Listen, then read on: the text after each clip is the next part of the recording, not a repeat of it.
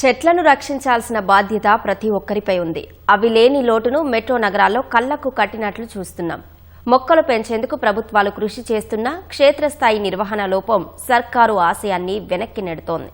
ఈ నేపథ్యంలో రాష్ట్ర ప్రభుత్వం హరిత నిధి కింద ప్రతిష్టాత్మకంగా చేపట్టిన అవెన్యూ ప్లాంటేషన్ ఆదిలాబాద్ జిల్లాలో పట్టు తప్పుతోంది. అధికారుల పర్యవేక్షణ నిర్లక్ష్యం వెరసి కొద్దిమంది అటవీశాఖ అధికారులకు స్వలాభంగా మారుతోంది.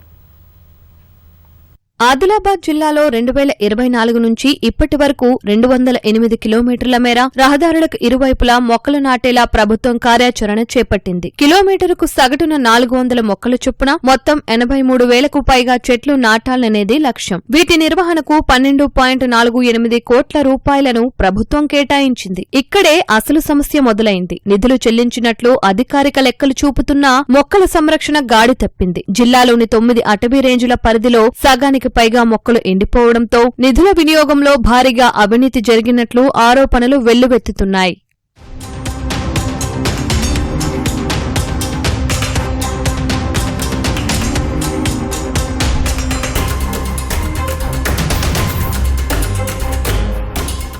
ఆదిలాబాద్, ఇచ్చోడ, సిరిచెల్మ డివిజన్ల పరిధిలోని మొత్తం 208 కిలోమీటర్ల పొడవున మొక్కలు నాటినట్లు అటవీశాఖ ప్రభుత్వానికి నివేదిక సమర్పించింది. అయితే కొన్ని ప్రాంతాల్లో రహదారులకు ఇరువైపులా మొక్కల సంరక్షణకు ఎలాంటి చర్యలు చేపట్టకపోవడం అనుమానాలకు తావిస్తోంది. లోపాల నుంచి తప్పించుకునేందుకు తాజాగా గతంలో మొక్కలు నాటిన చోటే మళ్లీ చెట్లు వేయడం అవినీతి ఆరోపణలకు మరింత బలం చేకూర్చినట్లయింది. మొక్కలకు సకాలంలో నీళ్లు పట్టి సంరక్షణ చర్యలు చేపట్టి ఉంటే ఎండిపోయి ఉండేవి కావనే అభిప్రాయం స్థానికుల నుంచి కూడా వినిపిస్తోంది.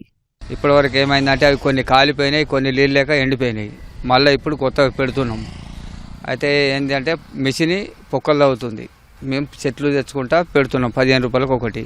గ్రామ పంచాయతీ వాళ్ళే కానీ గవర్నమెంట్ వాళ్ళే కానీ వాళ్ళు ఏదన్నా చర్య తీసుకుంటే దానికి నీళ్ళ సౌకర్యం ఉంటే ఏ చెట్టు అయినా పెరుగుతుంది. నీళ్ళు లేక కొన్ని ఎండిపోయినాయి, కొన్ని మంటకు కాలిపోయినాయి. ఇక మొత్తం ఏరియా ఎక్కడైనా సరే అంతే ఉంది. వర్షాకాలం పెట్టినాం, ఎండాకాలం వాననక నీరనక నిప్పనక ఇక కాపాడుకున్నాం. కానీ ఏం చేస్తావు, ఎండాకాలం పెట్టినాం కానీ వాటికి నీళ్ళు పట్టే అవకాశాలు ఉండక మాకు ట్రాక్టర్ లేవు కదా.